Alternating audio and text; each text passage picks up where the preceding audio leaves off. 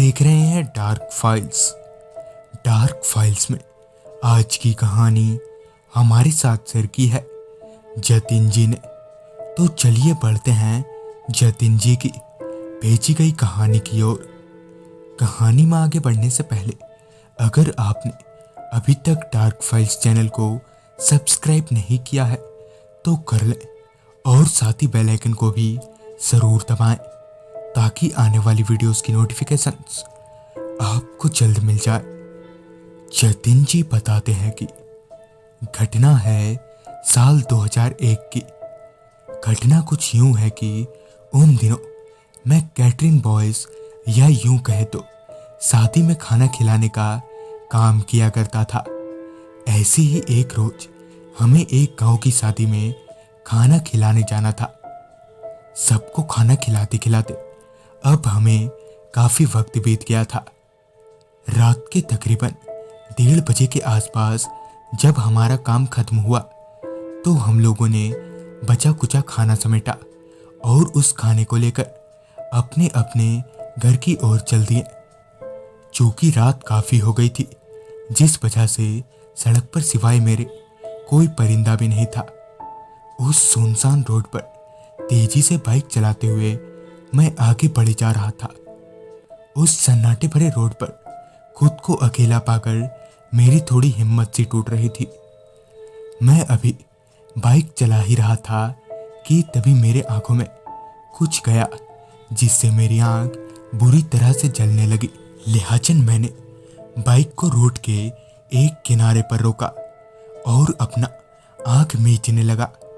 मैं अभी अपने आंखों को मसल ही रहा था कि तभी मुझे एक आवाज आई, हम हो कायम खाना। इस आवाज को सुनकर मैं थोड़ा हैरत में पड़ गया क्योंकि वहां मेरे सिवाय आसपास कोई इंसान नहीं था। फिर ये आवाज है किसकी? मुझे वहां कुछ अजीब सा नेगेटिव वाइब्स फील हो रहा था। लिहाजन मैंने तुरंत अपनी बाइक स्टार्ट की। बाइक स्टार्ट करते ही मुझे दोबारा वही आवाज सुनाई पड़ी। इस बार मैं बाइक से नीचे उतरा और घूम घूम कर इधर उधर देखने लगा, पर मुझे वहां दूर दूर तक कोई नहीं दिख रहा था। मैं वापस अपनी बाइक पर आया। मैं अभी बाइक पर बैठा ही था कि तभी मेरे हाथ पर कुछ टपका। मैंने अपना हाथ देखा तो खून था। मैंने अपनी गर्दन ऊपर घुमाई तो देखा कि पेड़ पर एक आदमी बैठा है जिसके मुंह से खून टपक रहा है। उसकी आंखें लाल सुर्ख थीं और उसका चेहरा काफी बुरी तरह से कुचला हुआ था। इतने में ही उस आदमी ने अपना हाथ पेड़ के ऊपर से नीचे तक बढ़ा दिया और एक भारी आवाज में कहा, खाना। उसके इतने लंबे हाथ को देखकर मैं समझ गया कि ये कोई इंसान नहीं है।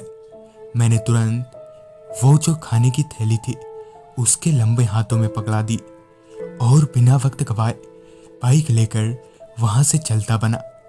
घर पहुंचकर मैंने सबको पूरी बात बताई, जिसके बाद मेरी माँ ने मुझे बताया कि इस तरह इतनी रात गए कोई भी खाने की चीज अकेले नहीं कहीं ले जानी चाहिए।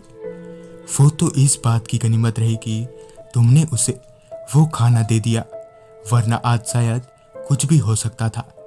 तो दोस्तों, ये थी जतिन जी की भेजी गई कहानी। अगर आपके पास भी ऐसी कोई कहानियां हैं तो हमारे साथ जरूर शेयर करें और देखते रहें डार्क फाइल्स आर्यन के साथ।